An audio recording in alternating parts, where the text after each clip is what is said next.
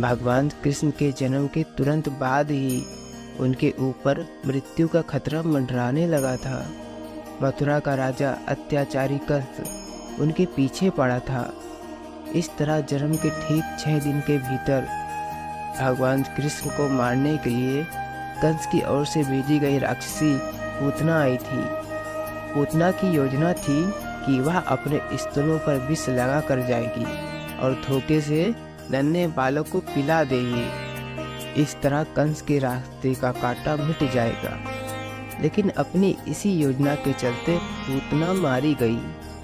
नवजात शिशु बने भगवान कृष्ण ने दूध पीने के बहाने उसके प्राण पी लिए और पूतना मारी गई।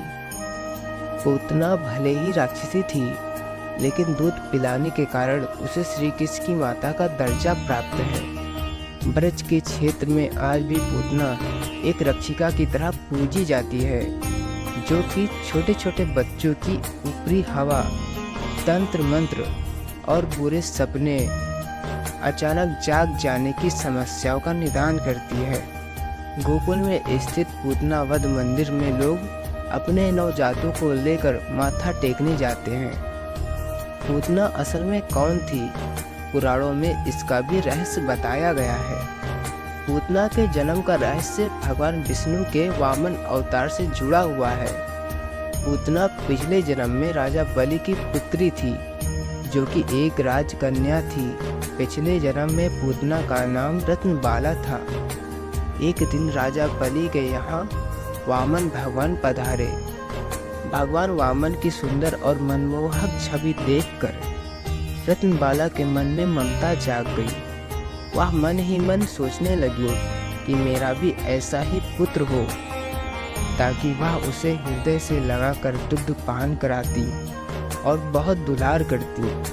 तब भगवान ने उनके मन की इच्छा को जान लिया और तथास्तु कह दिया। इसके बाद भगवान ने राजा बलि का अहंकार दूर करने के लिए 3 पग में भूमि नाप दी। राजा समझ गए और अपने गलती का उन्हें एहसास हो गया। राजा ने वामन देव से क्षमा मांगी, लेकिन इस घटना को रत्नबाला ने देखा तो उसे ये छल लगा। उसे प्रतीत हुआ कि उसके पिता का घोर अपमान हुआ है। इससे रत्नबाला बुरी तरह से क्रोधित हो उठी। उसने मन ही मन भगवान को पूरा कहना आरंभ कर दिया। उसने कहा कि अगर ऐसा मेरा पुत्र होता तो मैं इसे विष दे देती। भगवान ने उसके इस भाव को भी जानकर तथास्तु कह दिया। रत्नबाला अगले जन्म में पूतना बनी। पूतना कंस की सबसे विश्वास पात्र थी और उसे भाई मानती थी। कंस ने अष्टमी की तिथि के दिन जन्म लेने वाले सभी बच्चों को मारने का आदेश दिया। आदेश मिलने के बाद पूतना गोकुल पहुंच गई। पूतना भेष बदलने में माहिर थी। उसने सुंदर स्त्री का भेष धारण किया और भगवान कृष्ण को दुग्धपान कराने लगी।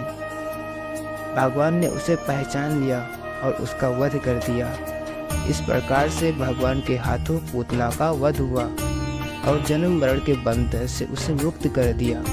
वहीं पूतना की दुग्ध और विष पिलाने की इच्छा को भी पूर्ण किया।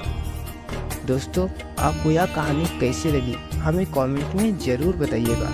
वीडियो अच्छी लगी तो लाइक, शेयर, सब्सक्राइब कर नोटिफिकेशन बेल को ऑन कर दीजिएगा। Thank you so much for watching this video.